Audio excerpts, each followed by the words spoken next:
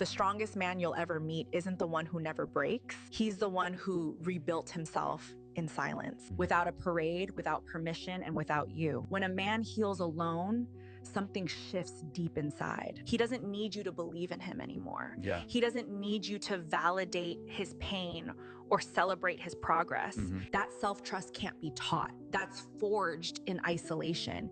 And here's what nobody tells you about that. When he's done rebuilding, he stops chasing. Yeah. He stops explaining himself. He stops tolerating disrespect disguised as personality or boundaries that conveniently change when they don't serve you anymore. That's not cold. That's not him being damaged. That's clarity. That's what happens when a man stops looking for completion outside himself and finds it within. You can call him emotionally unavailable all you want, honey. But what you're really seeing is a man who outgrew the need for your approval because he learned to give it to himself first. If you are truly that woman who can meet a man like that with softness instead of competition, with respect instead of tests, I salute you. He's watching for you. Yeah. And when he finds you, you're gonna understand exactly why he protected his peace so fiercely. For single guys, instead of chasing girls, remember this important rule. You will never regret focusing less on women and focusing more on yourself and your personal life. Just to illustrate, I chatted with a client this week who is super successful in his career, but he works 24/7 and he has no hobbies, friends, or time for himself. No wonder he's single. You can't just make time for dating and ignore your personal life and expect to attract an awesome, balanced woman. Focus on building a life you love as a foundation first, with time for yourself outside of work, because then there is space for everything with women and dating to fall into place. Women always ask me, what happened to men today? Great question. What started out as a good thing, encouraging men to respect women, has swung way too far in the opposite direction. Now, a lot of men are terrified of women, so they wait for perfect conditions before making a move. But courage doesn't exist without risk, and women can't respect men who don't risk anything. So as a man, if you want to be seen as confident, you've got to be willing to look stupid, to get rejected, to be misunderstood. So start by taking small risks. Approach women when you're out and about. Initiate plans with them. You'd be surprised how fast it'll work, because women nowadays, they're not turned off by that kind of effort. They're starving for it. Think about it. For me to be sitting here in front of you, you're not going to call 300-pound Ecolab guy to come sit here. You might. I don't know. Maybe. Probably not. Probably not. Think about this. What we teach people is kindness to yourself. Do you think if I taught myself kindness, and I agree with it, guys, so many people take me out of context, it's ridiculous. Take it however you take it. When I was 300 pounds, where do you think that conversation would have got me if I spoke kindness to myself? I'll tell you where it gets me.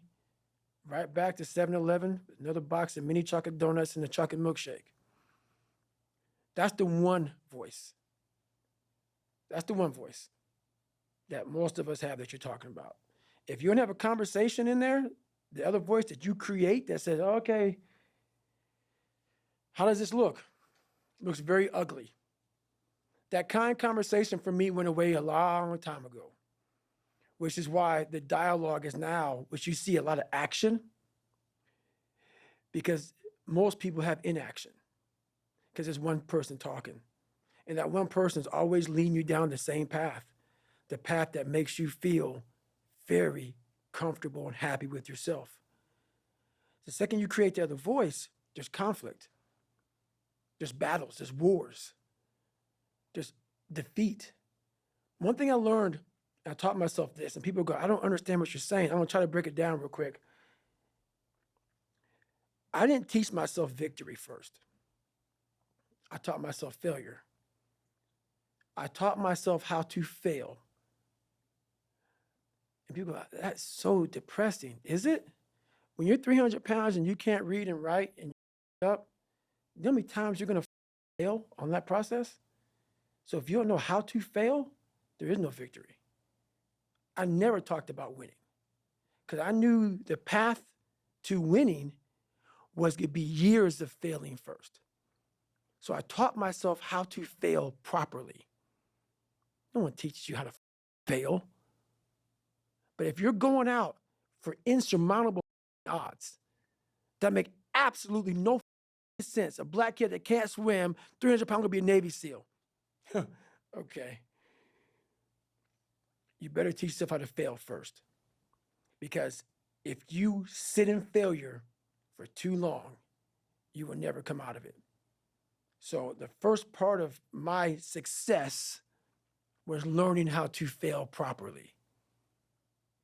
And then eventually, I started getting a few victories. But that's what people don't get. When you have buried yourself in such a deep hole, you better first talk about the failures you're going to have first. And that's when that other voice comes up. It tells you we got to do something. It also tells you, boy, I'm not going to lie to you, Goggins. You're in for a climb, bro. You're going to get your ass handed to you, made fun of, the outside noise, the inside noise. Both voices are going to be on you to go. You are in for hell, bro. I am.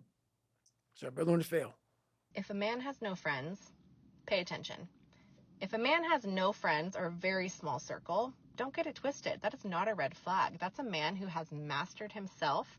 A man without friends or a very small circle is a very, very secure man. He's learned that quality matters more than quantity, and he doesn't need an audience to validate his worth. His confidence comes from inside, not from the approval of others. He's not afraid to be alone because he knows his own strength. He is very selective with his energy and who he lets into his life. That is a good quality to have. He walks away from drama and gossip because he has built a peaceful life for himself and does not want to let that go. He doesn't need to be surrounded by people to feel complete. He's comfortable, he's grounded, he's steady, and he doesn't waste time on meaningless relationships.